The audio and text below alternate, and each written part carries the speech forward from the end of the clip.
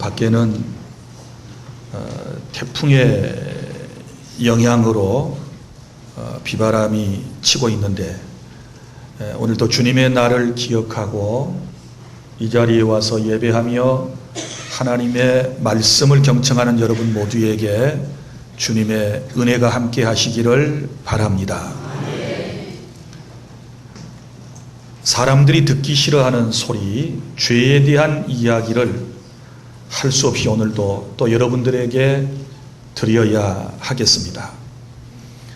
로마서 1장의 내용은 이방인의 죄에 대한 얘기, 그리고 2장은 유대인의 죄악에 대한 말씀, 그리고 3장은 우리 모두가 죄인이다 라고 하는 말씀으로 기록되어 있는 것을 여러분에게 몇 차례 말씀을 드렸습니다. 오늘은 이런 죄인된 저와 여러분에게 하나님께서 어떤 구원의 길을 열어주셨는가, 이 말씀을 여러분과 함께 나누고자 합니다. 오늘 본문은 세 가지로 여러분들에게 설명을 해드릴 수가 있는데, 첫째 우리가 들어야 할 말씀은 이런 말씀입니다. 19절부터 20절까지 말씀을 통해서 구원의 가망이 없던 인간에 대한 이야기입니다. 구원의 가망이 없는 사람들의 모습에 대하여 설명을 하고 있습니다.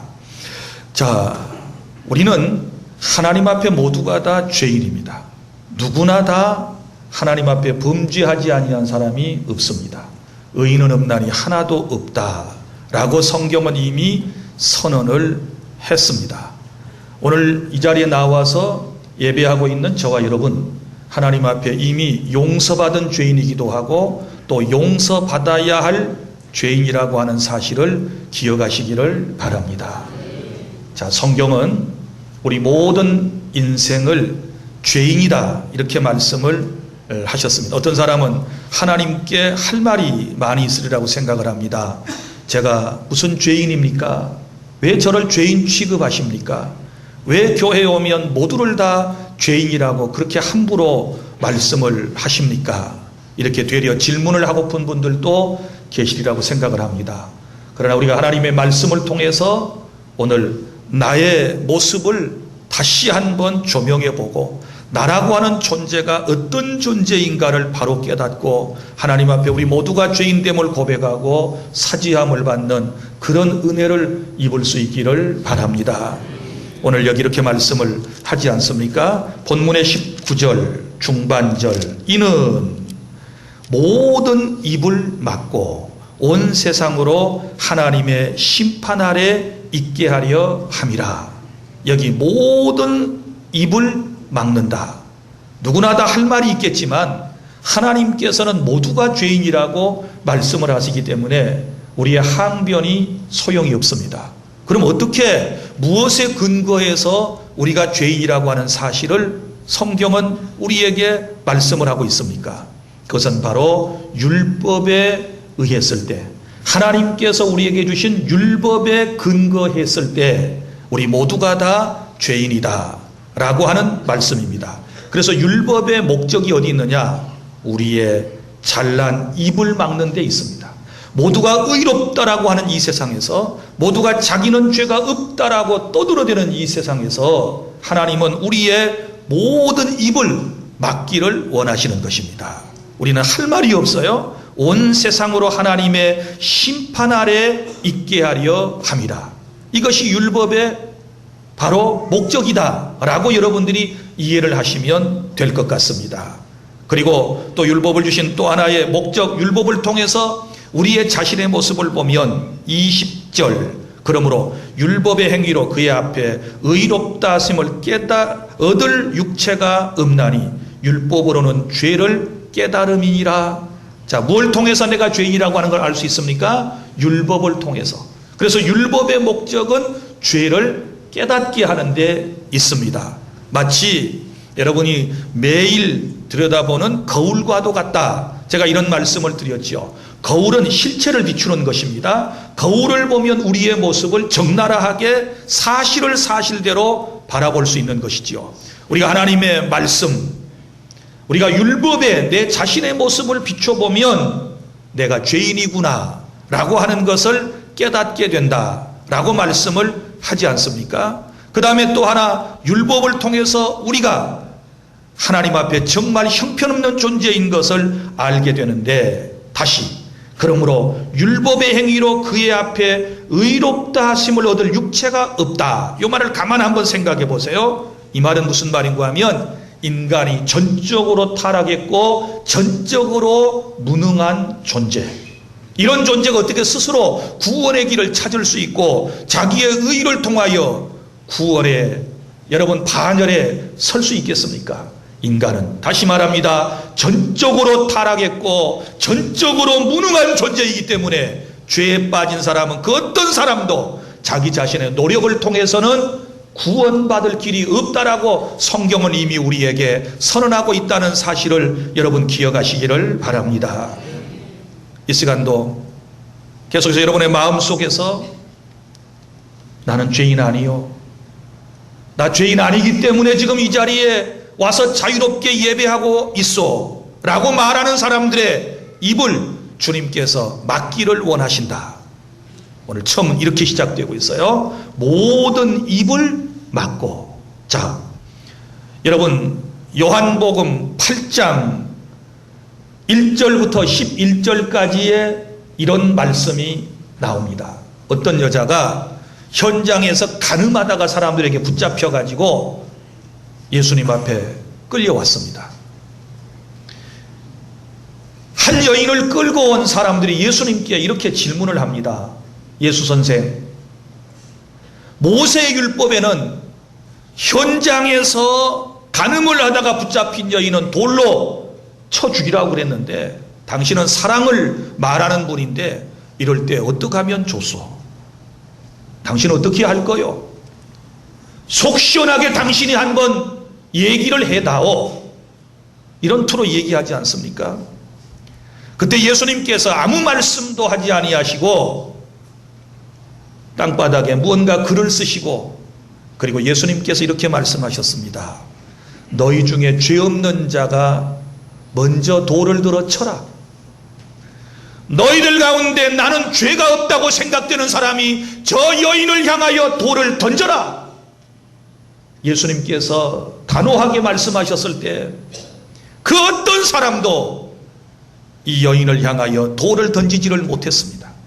모두가 다 양심의 가책을 받고 손에 거머쥐었던 돌멩이를 힘없이 놔버리고 자기 갈 길로 갔습니다. 인간은 할 말이 없습니다. 여기 있는 분들이나 저 세상에 계신 분들이나 저 무슨 사정에 의해서 저 교도소에 계신 분들이나 모두가 다 하나님의 말씀 앞에 비추어 보았을 때 구원의 가망이 없는 인생이라고 하는 사실을 다시 한번 인정하실 수 있기를 바랍니다. 기독교의 신앙은 여기서부터 시작됩니다. 나라고 하는 완전히 타락하고 구원에 대하여 무능한 존재임을 본인이 깨닫게 되었을 때, 하나님의 거룩하신 영이 내 안에 오셔서 깨닫게 해주셨을 때 우리는 구원받을 길을 바라보게 됩니다. 여러분, 다시 말합니다. 우리 모두 다 율법 앞에 섰을 때에 할 말이 없는 존재, 하나님께서 우리의 모든 입을 다 막아버리셨기 때문에 할 말이 없는, 죄에 관하여 할 말이 없는 그런 존재임을 깨달을 수 있기를 바랍니다. 둘째로, 그런데 하나님께서 오늘 본문의 21절부터 26절의 말씀을 통하여 우리에게 구원의 길을 열어주셨다고 말씀을 하고 있습니다. 자, 21절 놀라운 단어가 나옵니다. 이제는 이라고 하는 말이 나옵니다. 이제는, 원래 원문에는 여기 그러나, 이제는 영어 성경에도 but 이라고 하는, 그러나 라고 하는 말씀이 나옵니다. 그러나 이제는 구원의 빛이 비칩니다. 자, 보세요. 율법에 우리의 자신의 모습을 비춰봤을 때는 구원의 소망이 전혀 없는데, 오늘 여기 이렇게 말씀을 해요. 21절, 이제는 율법 외에 한 의가 나타났으니, 할렐루야. 이분이 누구이십니까? 예수 그리스도. 율법을 통해서는 구원받을 만한 그 어떤 사람도 없기 때문에 이제는 하나님이 우리를 사랑하셔서 한 의를 나타내 주셨다. 예수 그리스도를 나타내셨다. 예수님을 이 세상에 보내셨다. 예수님이 인간을 구원하기 위하여 이 세상에 오셨다. 소망이 없는 인생을, 절망 가운데 빠져있는 인생을 구원하기 위하여 예수 그리스도께서 사람의 몸을 입고 이 세상에 오셨다. 할렐루야. 죄를 지은 후에 하나님께서 율법에 의해 하나님의 구원 계획을 율법과 선지자들을 통해서 예언하시고 그 예표로 우리에게 보여주셨지요. 여기 21절 중반절에 한 의가 나타났으니 율법과 선지자들에게 증거를 받은 것이라. 그러면 보세요. 이 한 의를 통해서 예수님을 이 땅에 보내셔서 인간을 구원하시기로 계획하신 것은 어느 날 갑자기 세워진 일이 아니고 이미 율법을 통해서 옛날에, 그리고 이미 예전에 선지자를 통해서 하나님께서 우리에게 보여주셨고 우리에게 말씀해 주신 이것이 드디어 때가 되어 현실로 드러나게 되었다라고 하는 말씀인데, 자 보세요. 구약성경 창세기 3장 15절 말씀에 이런 얘기 나오죠. 거기 보면 여인의 후손과 뱀에 대한 얘기, 뱀의 후손에 대한 이야기가 나옵니다. 우리의 시조인 아담과 하와가 하나님께서 금하신 선악을 알게 하는 나무의 열매를 따먹고 난 이후에 하나님께서 찾아오셔서 사탄에게 하신 말씀입니다. 자, 여자의 후손이 뱀, 곧 사탄으로서 아담과 하와를 꼬였던 너의 머리를 밟을 것이요, 여인의 후손이 사탄, 뱀의 머리를 밟게 될 것이고 너는 그 여인의 후손의 발뒤꿈치를 상하게 할 것이다. 이런 말씀을 해주세요. 이걸 최초의 복음, 이걸 원시복음이라고 그래요. 최초의 복음. 여기서 말하는 여자의 후손은 누구를 의미하느냐? 바로 여인의 후손으로 사람의 몸을 입고 마리아를 통하여 이 땅에 탄생하실 예수 그리스도를 말씀해요.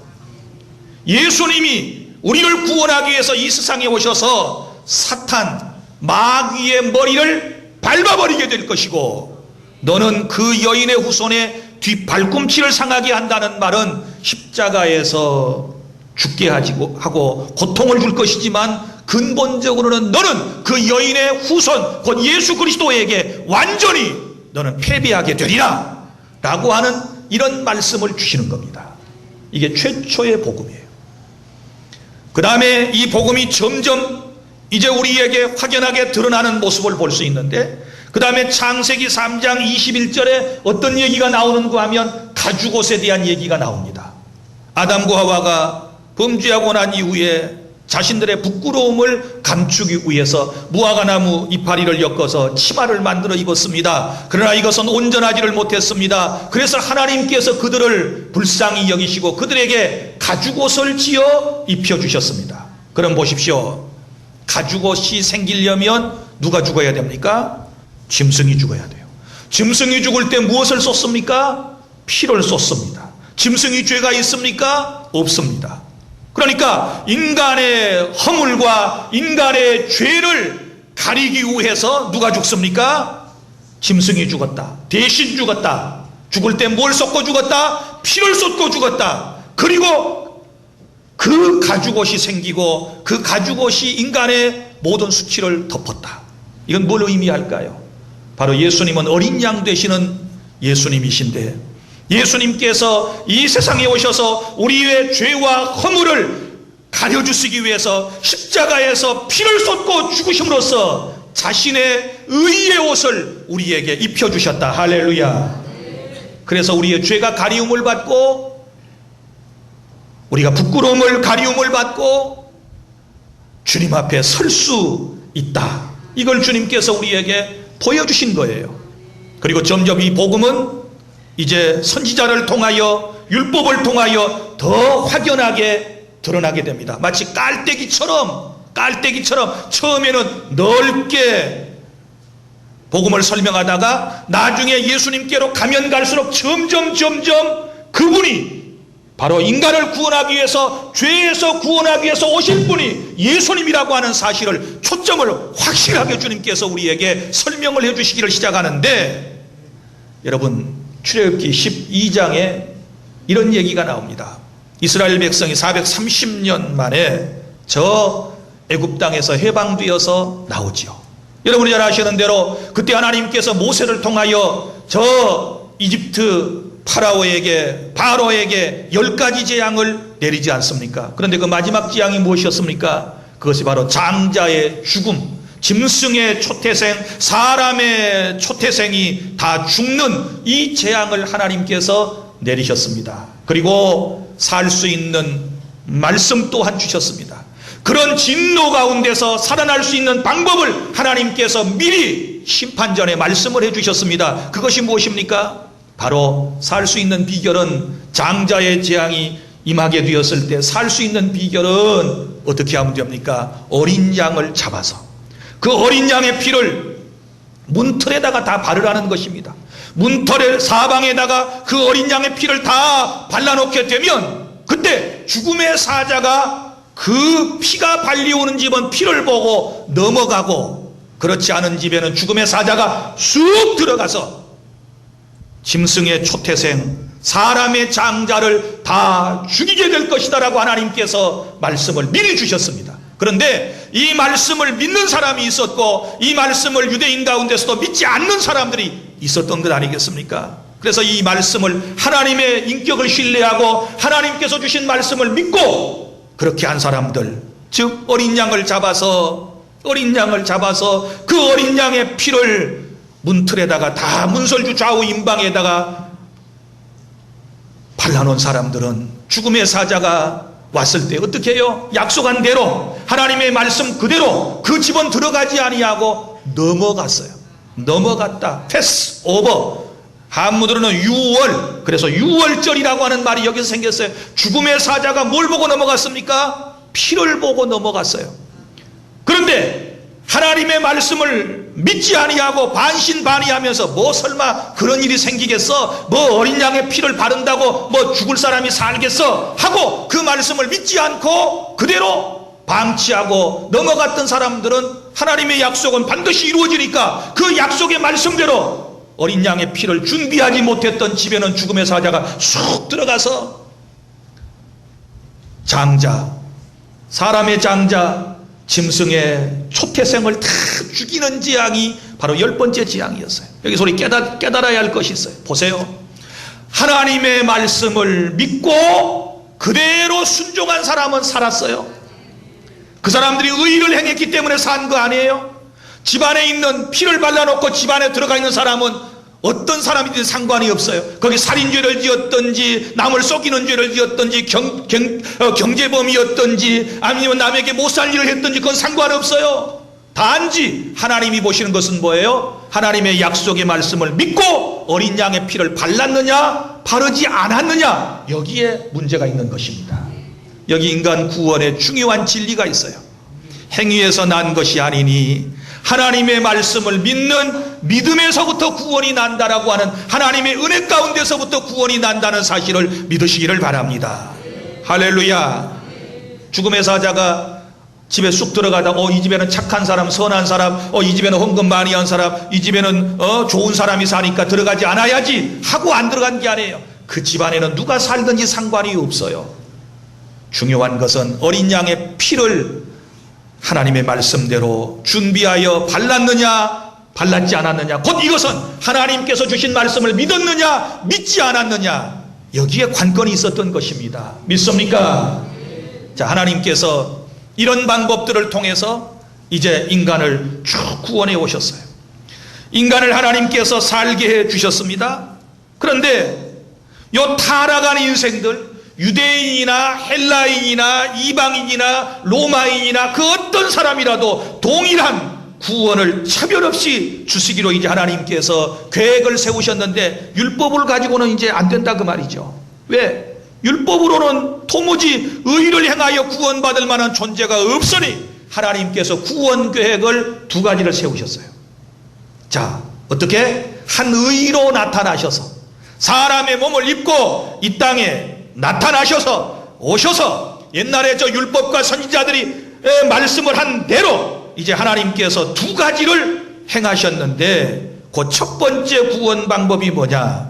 우리를 속량하셨어요. 할렐루야.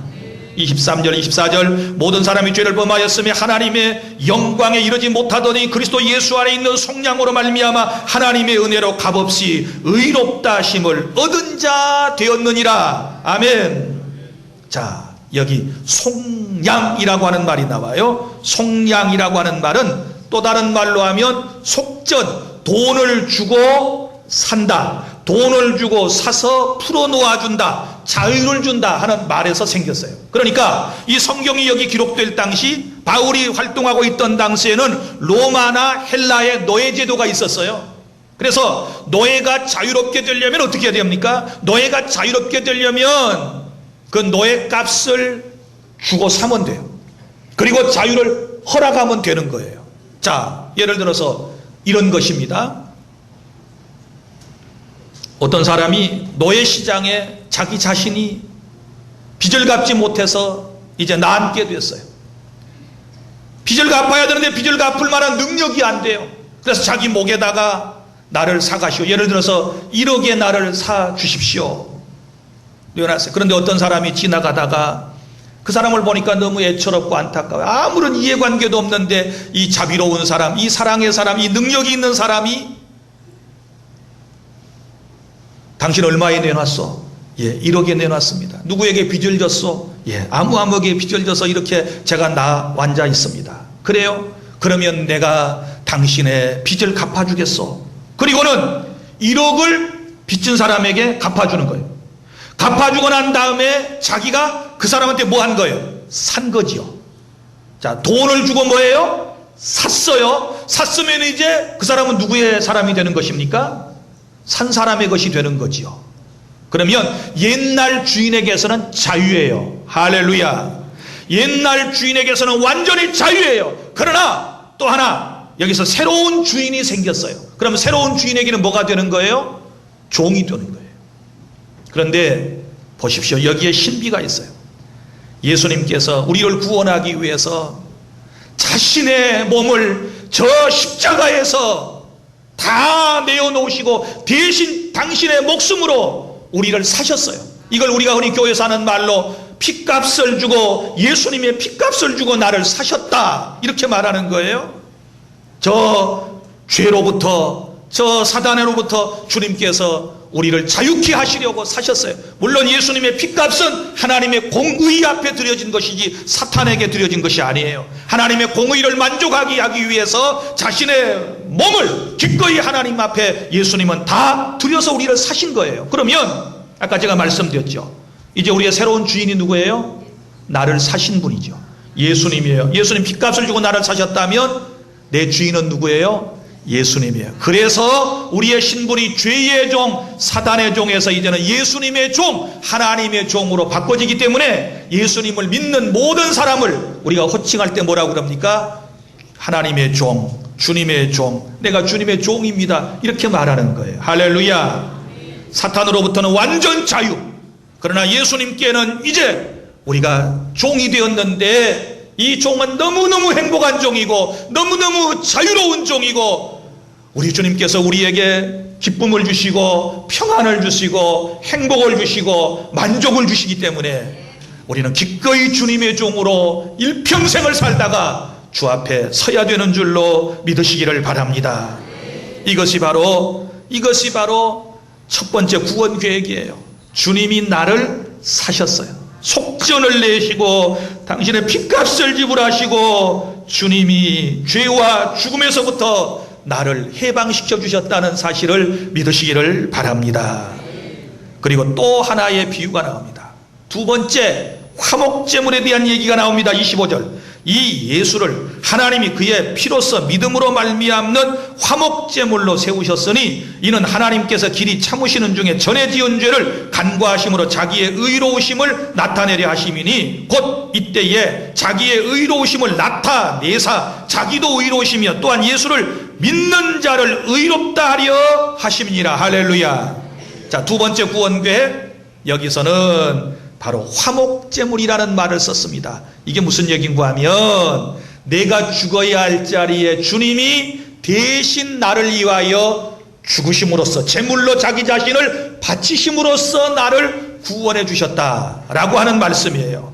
여러분, 구약성경 레위기 16장 14절부터 16절에 보면 어떤 말씀이 나오는가 하면 이스라엘 백성들이 지은 죄를 용서받기 위해서 드리는 큰 제사가 나와요. 이걸 대속죄일이라 그러는데 유대 종교력으로 7월 10일 날은 대속죄일이에요. 이때는 대제사장이 소의 피를 가지고 그 성소 안에 지성소 안쪽으로 들어가요. 그럼 지성소에는 뭐가 있습니까? 그곳에는 법궤가 모셔져 있고 법궤 뚜껑에는 시온소, 시온좌라 그래가지고 여기에 이제 천사의 형상이 이렇게 있는 것이죠. 그래서 그 피를 어디다가 붓느냐? 그러면 바로 시온소 혹은 시온좌 그 위에다가 피를 이렇게 이제 바르게 되는 거예요.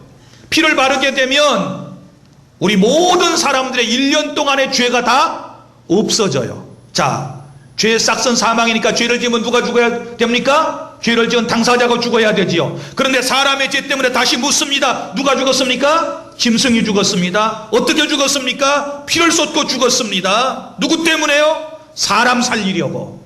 자, 그래서 인간과 하나님은 죄를 지었기 때문에, 인간이 죄를 지었기 때문에 하나님과 인간 사이가 원수지간이 되었어요. 원수지간이. 인간이 죄를 지어가지고 인간 편에서 볼 때. 그런데 예수님이 하나님과 인간을 화목해 하시기 위해서 자기 자신을 제물로 기꺼이 다 내어놓으시고 십자가에서 화목제물로 피를 쏟고 죽으셨다는 사실을 믿으시기를 바랍니다. 이해가 좀 되기 위해서 이런 얘기를 해드릴까요? 옛날 헬라에 한 왕이 있었어요. 그런데 이 백성들이 너무나도 방탕하고 음란한 짓을 행하기에 법령을 발표했어요. 누구든지 왕의 법령을 거역하고 이러이러한 죄에 이제 빠지게 되는 사람은 두 눈을 뽑아버리겠다. 이 법령이 발표되자마자 얼마 되지 않아서 왕의 아들 왕자가 그 죄를 지었어요. 왕의 법령은 이미 선포가 되었기 때문에 이제는 어떻게 해야 돼요? 왕자의 눈을 빼야 되는 거예요. 그런데 아버지가 왕자를 사랑하는데 어떻게 할까요? 그래서 먼저 자기 눈 하나 빼고 그 다음에 왕자의 두 눈 가운데 하나를 빼서 두 개를 빼서 법에 대한 공의를 이룸으로써 이 일을 무마시켜 나갔다라고 하는 얘기가 있어요. 얘기가 조금 이해가 될 수 있겠지만 그러나 이것은 완전한 비유는 안 돼요. 왜냐하면 이건 자기 것 하나 아들 것 하나. 그런데 이건 달라요. 우리 예수님은 자신의 삶 전체를, 자신의 몸 전체를 100%를 50%가 아닌 100%를 기꺼이 저와 여러분을 위하여 십자가에다 다 화목제물로 내어놓으시고 내가 죽어야 할 자리에서 피를 쏟고 죽으심으로써 우리에게 구원의 길을 열어주신 줄로 믿으시기를 바랍니다. 할렐루야. 이것이 하나님의 놀라운 은혜인 줄로 믿으시기를 바랍니다. 믿습니까? 이런 놀라운 은혜. 그래서 우리에게 이제 구원의 길을 주님께서 열어주셨는데 세 번째는 27절부터 28절까지 그러므로 우리의 구원은 전적인 하나님의 은혜인 줄로 믿으시기를 바랍니다. 믿습니까? 내가 뭘 노력해서 나의 행위로 구원받는 것이 아니라 전적인 하나님의 은혜로 구원을 받게 돼요. 그런데 이 구원의 놀라운 은혜를 깨닫지 못하게 되면 참 이상한 신자가 돼요. 자, 하나님의 은혜. 나는 아무런 구원받기 위해서 내가 해야 할 일은 하나도 없었어요. 내가 믿음을 갖는 그것조차도 다 하나님의 은혜였고 하나님이 믿음을 내게 주시니까 내가 믿어진 거였어요.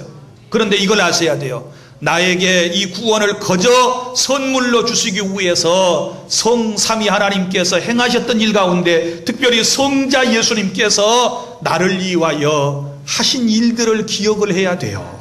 있습니까? 내가 죽어야 할 자리에 대신 죽으시고 핏값을 주고 나를 사주신 거, 이거 모르면 안 돼요.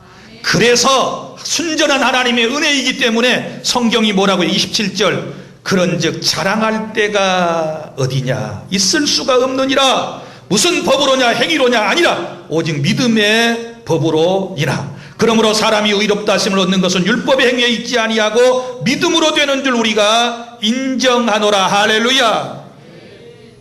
이 하나님의 은혜를 놓치면 안 돼요. 성자 예수님의 이 놀라운 은혜를 우리가 망각해서는 안 돼요. 그래서 절대 자랑할 것이 못 돼요. 육체로는 자랑할 것이 못 돼요. 자, 우리가 신앙생활을 하면 우리 교회 안에 혹 이런 사람들 볼 수 있지요. 제 표현이 혹 잘못될런지도 몰라요. 이해하세요? 어떤 사람은 예수님을 믿어도 아주 얄밉게 믿는 사람들이 있어요. 아주 얄밉게 믿는 유형 가운데 이런 사람들이 있어요. 세상에서 지탄받을 만한 죄인임이 드러나 있고 사람들이 다 그렇게 얘기를 하는데 자기가 어느 날 교회에 나와가지고 은혜를 받고 주님이 자기 죄를 다 용서해 주셨기 때문에 자기는 너무 행복하다고 사회 지탄을 받는 인사가 교회에 나오자마자 희죽희죽 웃고 다니는 거야. 나는 자유다. 주님이 내 죄를 용서해 주셨어. 솔직히 미워요? 이뻐요? 나도 미우려고 그래. 그런데 어떤 사람은 똑같은 죄를 짓고 자기 마음대로 살다가 교회에 나와서 복음을 듣고 예수께서 내 죄를 위하여 십자가에서 죽으셨다는 사실을 통하여 확실한 죄사함을 받고 자기가 신분이 법적으로 의롭다함을 얻은 것을 알아요. 그런데 늘 하나님 앞에 겸손하고 모든 것이 다 하나님의 은혜입니다. 죽을 죄인을 하나님이 살려주셨어요. 이런 사람은 어때요? 이뻐요. 보기도 좋지요. 그런데 둘 다 맞아요. 둘 다 죄를 용서받았으니까 얼마나 기쁘고 얼마나 행복하겠어요. 날마다 나는 기쁘다, 나는 행복하다, 주님이 내 죄를 다 용서해 주셨어, 나는 자유야, 할렐루야, 이렇게 하고 사는 건 맞아요. 그런데 주님이 말씀하세요. 야, 자랑할 때가 어디냐. 이해를 잘 못하는 것 같으니까 제가 2번 본 영화 얘기를 3분 안에 하려고 그래요. 밀양이라고 하는 영화가 있어요. 칸느 영화제에서 전도연 씨가 전도연 맞는가요?